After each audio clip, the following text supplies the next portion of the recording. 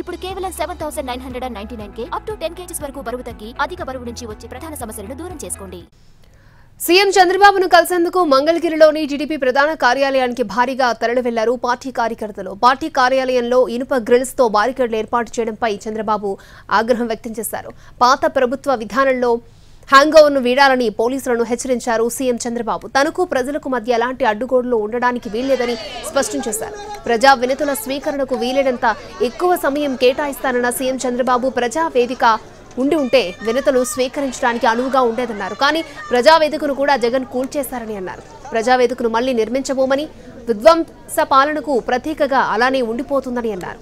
పోలవరం ప్రాజెక్టుతో తన క్షేత్రస్థాయి పర్యటనలు ఉంటాయన్నారు సీఎం చంద్రబాబు.